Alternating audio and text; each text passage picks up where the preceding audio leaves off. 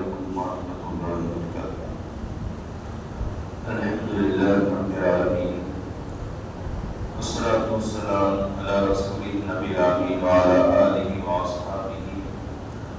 وازواجہ وسلم تسلیما کثیرا۔ اعوذ باللہ السمیع العلیم من الشیطان الرجیم، من همزہ ونفخہ ونفثہ، بسم اللہ الرحمن الرحیم۔ الحمدللہ رب العالمین الرحمن الرحیم مالک یوم الدین، ایاک نعبد وإیاک نستعین، اهدنا الصراط المستقیم، صراط الذین انعمت علیہم غیر المغضوب علیہم ولا الضالین، آمین۔ محترم حاضرین، بات چل رہی تھی سورۃ فاتحہ کی تفسیر کے تعلق سے۔ کل کے درس میں ایاک نعبد وإیاک نستعین کے سلسلے میں کچھ اہم باتیں آپ کے سامنے رکھی گئی تھی کہ اس آیت کریمہ میں اللہ تعالیٰ نے محض صرف اور صرف ایک اللہ کی عبادت کا اللہ نے حکم دیا، اور عبادت کس کو کہتے ہیں؟ ہم نے سنا عبادت اس جامع لفظ کا نام ہے، وہ تمام باتیں اس میں شامل ہیں جو اللہ تعالیٰ جس سے راضی ہوتے ہیں، جس سے خوش ہوتے ہیں، جس سے محبت کرتے ہیں، چاہے وہ ظاہری اعمال ہو یا باطنی اعمال ہو، تمام چیزیں اس میں شامل ہیں۔ اور عبادت کی بہت ساری قسمیں ہیں جس کی طرف اشارہ کیا گیا تھا۔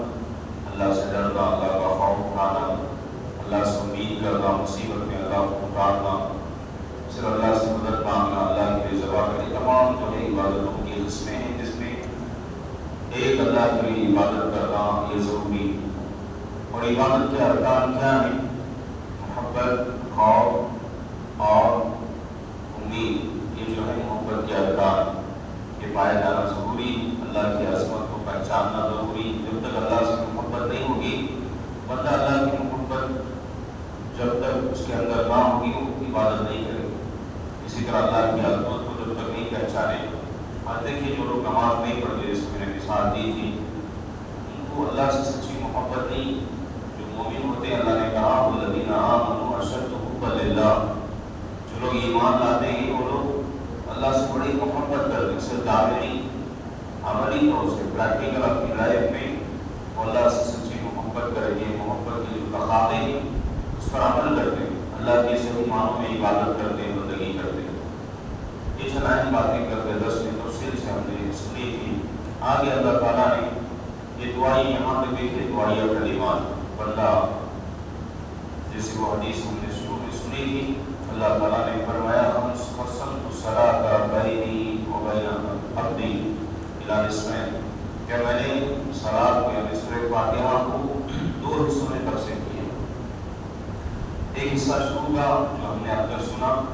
اللہ کی تعریف، اس کی توصیف، اس کے اسماء و صفات کا ذکر ہے،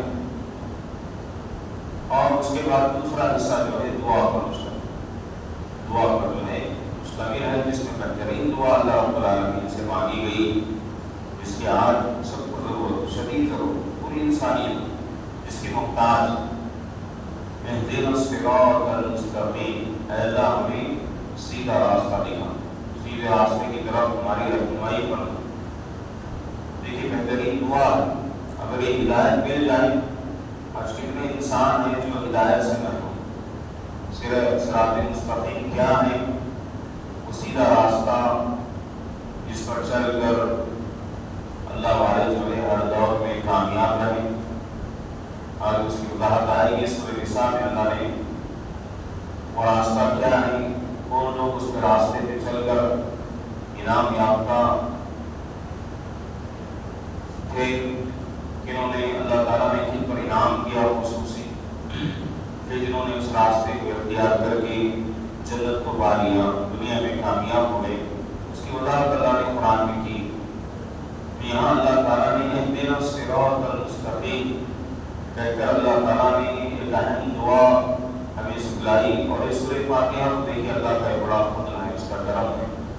اس سورۃ فاتحہ کے پڑھنے کو اللہ نے ضروری قرار دیا، ہر رکعت میں پڑھنا ضروری قرار دیا اللہ تعالیٰ، کیونکہ اس میں بہترین دعا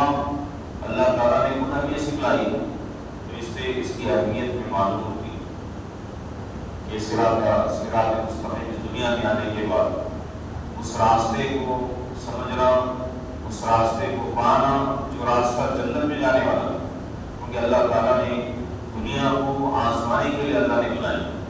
اس دنیا میں آج کتنے لوگ ہیں، کروڑوں ملین بلین، جو سیدھے راستے سے بھٹکے ہوئے، شیطان نے ان کو بہکا دیا۔ ویسے کہ اللہ تعالیٰ کا ایک فضل و کرم ہوتا ہے بچپن سے، جس بچے کو بھی اللہ تعالیٰ جس بچی کو بھی پیدا کرتے ہیں، چاہے وہ یہودی گھرانے میں پیدا ہو، چاہے نصرانی گھرانے میں پیدا ہو، چاہے وہ ہندو سماج میں کہیں بھی پیدا ہو، دنیا افریقہ کے جنگلات میں پیدا ہو یا کسی بھی ریگستان صحرا میں، اللہ تعالیٰ نے کیا کہا، فطرت اللہ التی فطر الناس علیہا، کہ اللہ تعالیٰ فطرت اسلام پر اللہ پیدا کرتا۔ بچپن ہی سے اللہ تعالیٰ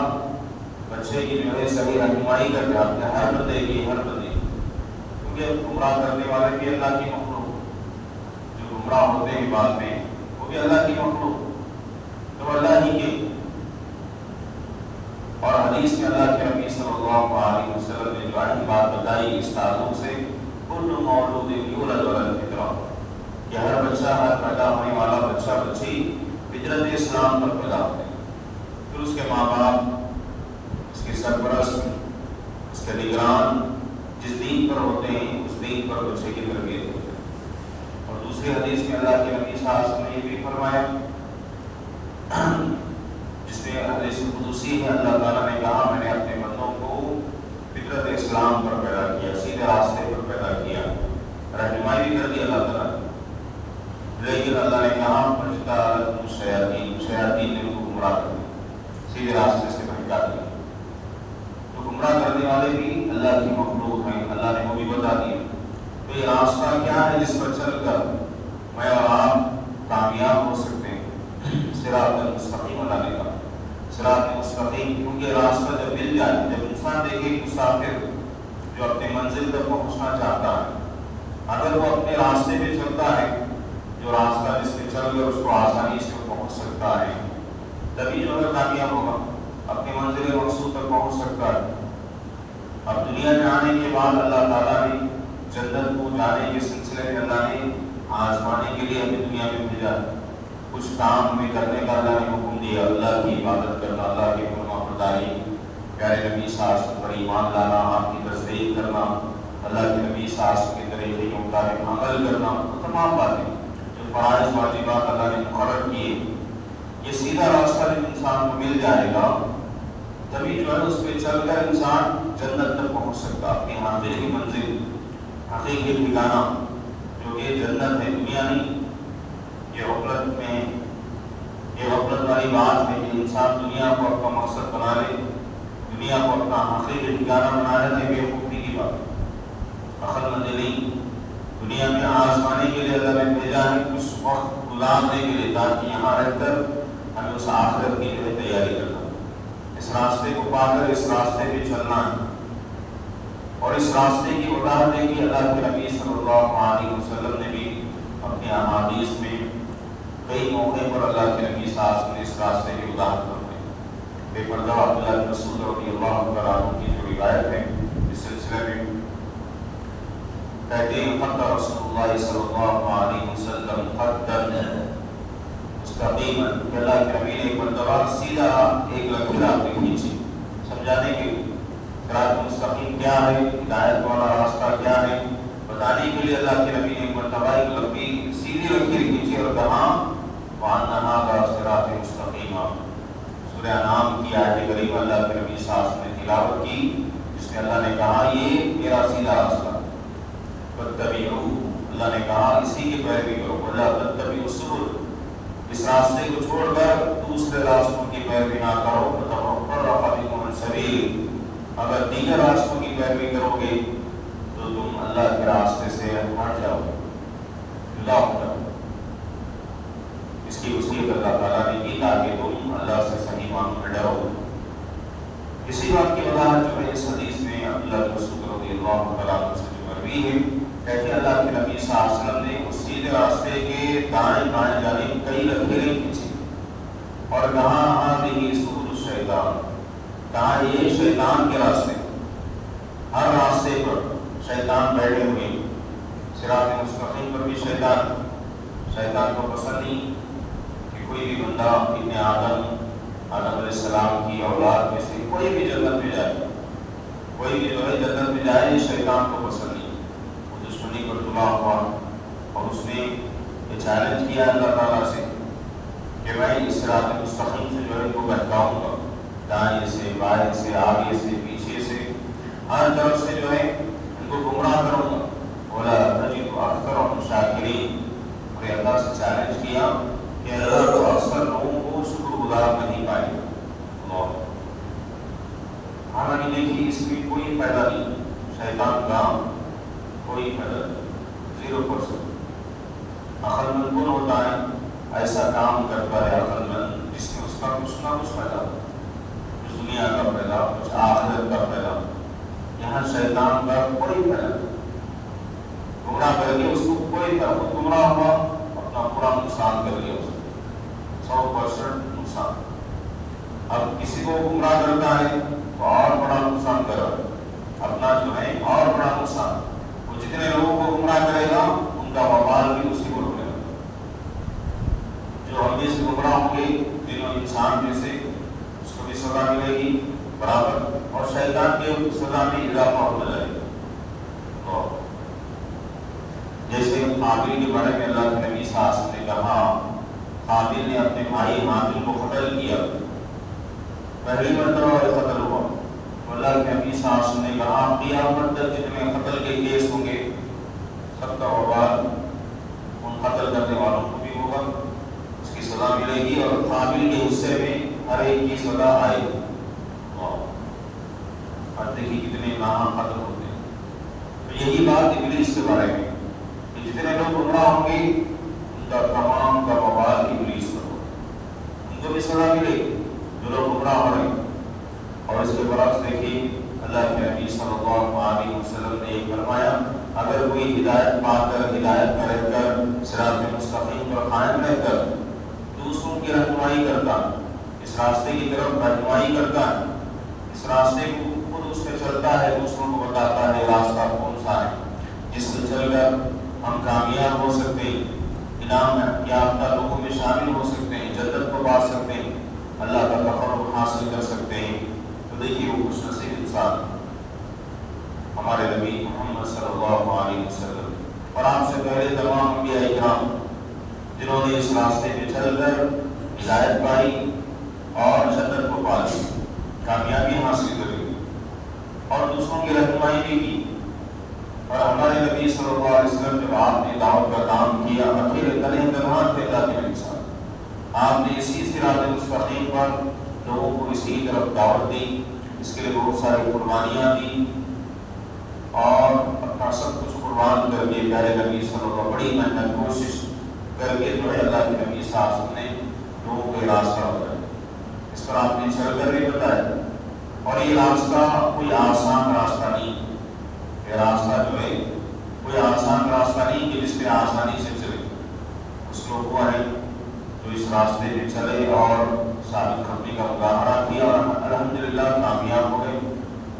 اللہ نے ان لوگوں میں شامل فرمائے۔ اللہم کچھ لوگ ایسے ہیں جو اس راستے پہ سمجھ جاتے ہیں کہ ہاں یہ راستہ ہے، اس پہ چل رہا ہے، چلتے چلتے جو ہے رک جاتے ہیں، بعض ایسے رک جاتے ہیں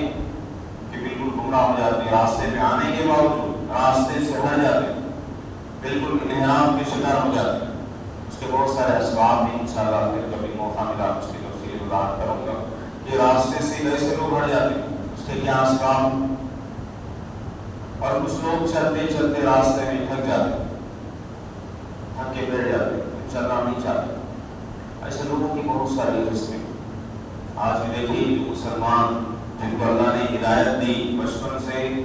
صراط مستقیم پر صحیح گھرانے میں اللہ نے پیدا کیا، ماں باپ مسلمان ہیں، صحیح راستہ کیا ہے ان کو مل گیا، لیکن افسوس اس میں چلنا نہیں چاہتا، صحیح اسلام پر عمل کرنا نہیں چاہتا۔ صراط مستقیم کی وضاحت میں مفسرین نے بہت ساری باتیں بتائی، بعد نے کہا صراط مستقیم سے مراد قرآن مجید، بعد نے کہا اس سے مراد دین اسلام، بعد نے کہا اس سے مراد دین ہے، مختلف اقوال، لیکن خلاصہ کلام ایک ہی چاہے آپ قرآن کہیں، اسلام کہیں، دین کہیں، کوئی بھی چیز ہے جس میں چل کر قرآن نے اسی راستے کی رہنمائی کی جس پر میں اور آپ چل کر جو ہے ہدایت یافتہ لوگوں میں شامل ہو سکتے ہیں، اس راستے میں چل کر ہم جنت کو پا سکتے ہیں۔ یہ بہترین دعا ہے جو اللہ تعالیٰ نے مجھے اور آپ کو جو ہے سکھلائی ہے، اس کا خصوصی اہتمام مجھے اور آپ کو کرنا چاہیے۔ یہ ہدایت یہ جو ہدایت سے مراد ہدایت کی بہت ساری قسمیں، ایک عام ہدایت جس کا ذکر اللہ تعالیٰ نے قرآن مجید میں کیا، انبیاء نے، جس کو ہدایت ارشاد اور دلالہ کہا جاتا ہے، کہ لوگوں کی ہم رہنمائی کریں، لوگوں کو بتائیں کہ یہ سیدھا راستہ ہے، یہ خیر ہے، یہ بھلائی ہے، یہ اچھا راستہ ہے، یہ صحیح راستہ ہے، یہ غلط راستہ ہے، رہنمائی کر بتانا، جیسے تمام انبیاء نے دعوت کا کام کر کے اپنی قوموں کو جو ہے ان کی رہنمائی کی۔ فاستحبوا العمى على الهدى، اور سمود کے بارے میں اللہ نے کہا کہ ہم نے سمود کو بھی ہدایت کا راستہ دکھایا لیکن انہوں نے گمراہی کے راستے کو اختیار کیا۔ فاستحبوا العمى على الهدى، اللہ نے کہا گمراہی کے راستے کو انہوں نے ہدایت کے راستے پر ترجیح دی۔ معلوم تھا صالح علیہ السلام نے ان کی رہنمائی کی،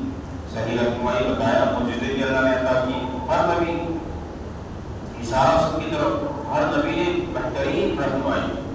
نوح علیہ السلام کے بارے میں ہم نے کئی مرتبہ سنا ہے،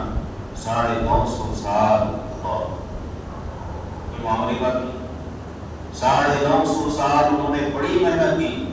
اسی راستے کو پانے کے لیے، اس راستے کو بتانے کے لیے، اس راستے پہ کیسے چلنا ہے، اتنا آسان کر دیا تھا اللہ تعالیٰ۔ یہ بہت بڑی دیکھی جہالت کی بات، دلالت گمراہی کی بات ہے کہ انسان معلوم ہونے کے بعد پھر وہاں سے ہٹ جائے، لوگ بتا رہے ہیں، رہنمائی کر رہے ہیں، یہ راستہ ہے، یہاں سے چلو پہنچ جاؤ گے، پھر انسان جو ہے گمراہی کے راستے کو اختیار کرے، آگے پیچھے جھانکے، ادھر جائے ادھر جائے، یہ تو بہت کھلی ہوئی گمراہی۔ بہترین جو ہے اور جو ہدایت کی قسم جو خاص یہاں مقصود ہوتی ہے قرآن حدیث کی روشنی میں، وہ ہدایت توفیق، کہ بالکل سیدھے راستے کی طرف انسان کو توفیق مل جائے۔ یہ سب کی بات نہیں ہے، اللہ تعالیٰ کا جس پر فضل کرم ہو خاص، اور جو انسان خود سے چاہتا ہدایت پر آنا چاہتا ہے، نیک بننا چاہتا ہے، اپنی آنکھیں کھول کر اس دنیا کی حقیقت کو سمجھے، آخرت کی صحیح طرف اپنے اندر رکھ کر کوشش کرے، محنت کرے، اللہ سے جڑ جائے، اللہ کی دین سے جڑ جائے، وہی بندے جو ہے کامیاب۔ آگے اس کی وضاحت اللہ نے کی کہ صراط مستقیم کیا ہے، صراط الذین انعمت علیہم، پھر گمراہی کا راستہ کیا ہے، غیر المغضوب علیہم ولا الضالین۔ یہ تفصیلی باتیں انشاءاللہ اگلے دروس میں مستعد ہوگا۔ اللہ سے دعا ہے اللہ تعالیٰ مجھے اور آپ کو تمام کو صحیح معنوں میں زندگی کے مقصد کو سمجھنے کی اللہ توفیق عطا فرمائے، صراط مستقیم پر اللہ رحمت فرمائے، ثابت قدمی کا مظاہرہ کرنے کی سعادت اللہ نصیب فرمائے، گمراہی کے جو راستے اللہ اسے ہماری نسلوں کی اللہ حفاظت فرمائے، مسلمانوں کی جان و مال عزت و آبرو کی اللہ حفاظت فرمائے، جو بیمار ہیں صحت عاجلہ دائمہ کاملہ نصیب فرمائے، جو پریشان حال ہے اللہ کی پریشانی کو دور فرمائے، جو قرض دار ہے اللہ قرضوں کی بوجھ سے آزادی دلا دے، جب تک دنیا میں رکھے ایمان پر، اسلام پر قائم رہے، رکھے خاتمہ میں ایمان کرو، اللہ قبر کے عذاب سے بچائے، قبر کی نعمتیں عطا فرمائے، جہنم کے عذاب سے بچائے، محض اپنے فضل و کرم سے جنت الفردوس کا مقیم بنائے۔ اللہم آمین۔ سبحانک اللہم و بحمدک، اشہد ان لا الہ الا انت، استغفرک و اتوب الیک۔ السلام علیکم ورحمۃ اللہ وبرکاتہ۔